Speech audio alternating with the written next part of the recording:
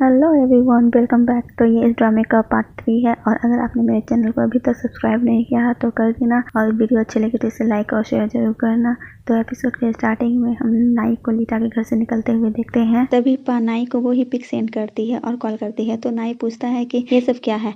तो पा बोलती है कि सबूत है ये साबित करने के लिए कि तुम्हारी बहन इतनी भी बेचारी नहीं है जितना तुम समझते हो। पहले ही दिन उसने मेरे साथ ये सुलूक किया है। तो नाई बोलता है तुमने ही उसे कुछ उकसाया होगा तो इसलिए उसने ऐसा किया। तो पा बोलती है कि मैंने तुम्हें सबूत दिखाया, तुम फिर भी अपनी बहन की ही साइड ले रहे हो।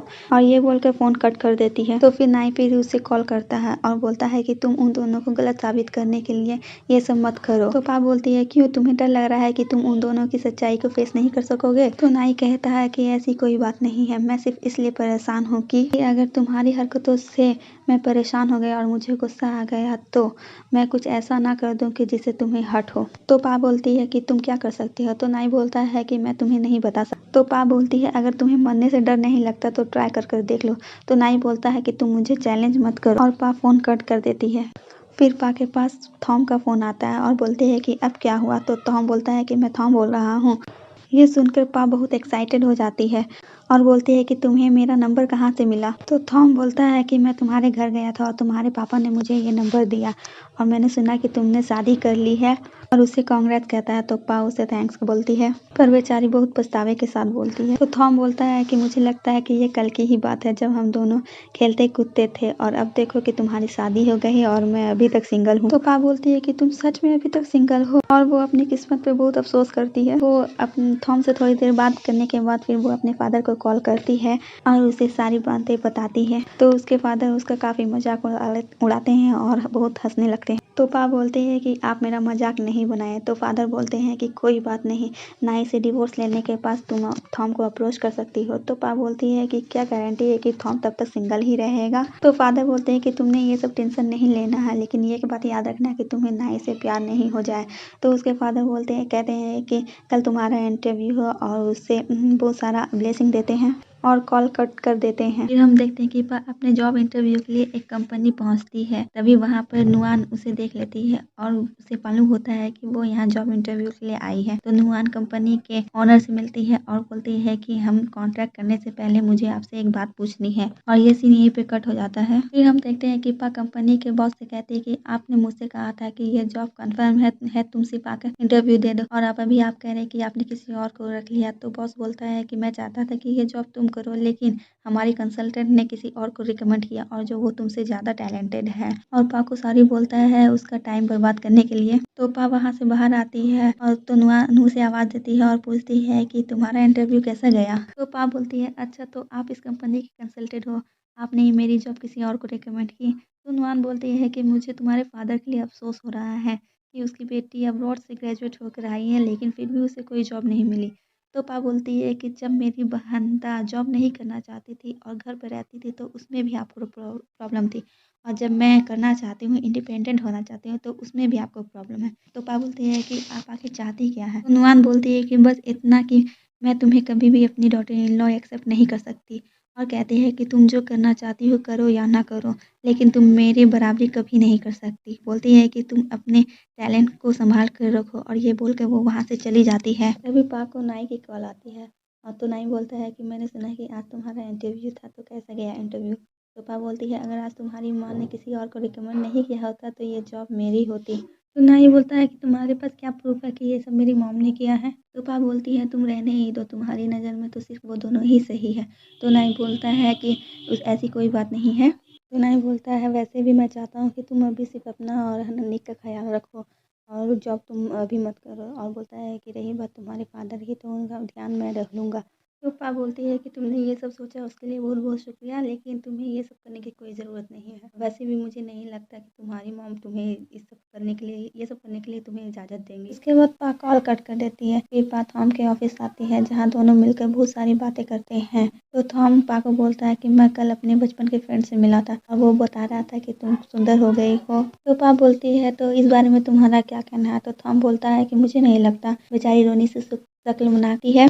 तो थॉम बोलता है कि नहीं, तुम बहुत पहले से काफ़ी सुंदर हो गई हो। तो पा खुश होकर बोलती है ये तो मुझे पहले से ही पता था कि मैं बहुत सुंदर हूँ। तो फिर थॉम उससे पूछता है कि तुम यहाँ कैसे? तो पा बोलती है कि मैं यहाँ तुम्हारी ऑफिस में जॉब के लिए आई हूँ एज अ कंसल्टेंट। तो थॉम उसे जॉब देने के लिए एग्री हो जाता है। फिर पा घर आती है तो निक को रोते हुए देख मेड से पूछती है कि ये रो किस ले रहा है। तो मेड बोलती है इसे अंदर ना गर्मी लग रही थी तो इसलिए मैं इसे बाहर लेकर आ गई, लेकिन ये फिर भी रो रहा है। तो पा इसमें बोलती है कि घर में तो एसी है तो फिर इसे बाहर लेकर क्यों आई हो। तो मेड बोलती है ना कि घर ये मैडम नुआन का रूल है कि दोपहर से पहले एसी कोई भी ऑन नहीं करेगा। तो पा बोलती है ये किस तरह का रूल है। तो मेड बोलती है कि ये नुआन ने इलेक्ट्रिसिटी बचाने के लिए बोला है। और मेड पा को ये भी बताते हैं कि पहले सारा बिल दाई पेड करती थी और ये लोग इतनी इलेक्ट्रिसिटी बर्बाद करते थे, और खास करके नेट पता नहीं वो रात भर क्या करती है, उसकी रात रूम की लाइट रात भर ऑन रहती है। तो पा बोलती है ओ ये बात है, तो अच्छा देखो अब मैं इन लोगों के साथ क्या करती हूँ। ये देखते कि पा रात को नेट के रूम की लाइट ऑन देखती है और वहाँ चोरी छिपे जाती है। वहाँ जाकर वो देखती है कि किस तरह से नेट बिजली की बर्बादी कर रही है और उसका वीडियो बनाने लगती है। तभी वहाँ पर नेट आती है और पागलों की तरह अपने बेड पर उछल कूद करने लगती है और किसी फॉरेनर से वीडियो कॉल करती है। तो ये सब भी वो रिकॉर्ड करती है और सोचती है कि अब आएगा मजा। फिर हम पा को देखते हैं जो नुआन से मिलने आती है और उससे बोलती है कि मुझे आपसे कुछ बात करनी है बिल के बारे में, और ये भी कहती है कि अब से मैं ही बिल पे करूँगी। तो ये सुनकर नुआन बोलती है ये तो काफ़ी अच्छी बात है क्योंकि पहले तुम्हारी बहन ही ये काम करती थी। तो नुआन बोलती है कि जैसे तुमने उसके हस्बैंड को संभाला है तो उसकी रिस्पॉन्सिबिलिटी भी तुम्हें ही हैंडल करनी चाहिए। तो पा बोलती है कि मैंने ना एक और चीज़ डिसाइड करी है कि मैं अपना और सिर्फ निक का ही बिजली बिल दूंगी और किसी का भी नहीं दूंगी। और ये भी बोलती है कि क्योंकि ये घर बहुत बड़ा है तो यहाँ हर रहने वाले हर एक इंसान को अपना खुद का बिल देना होगा।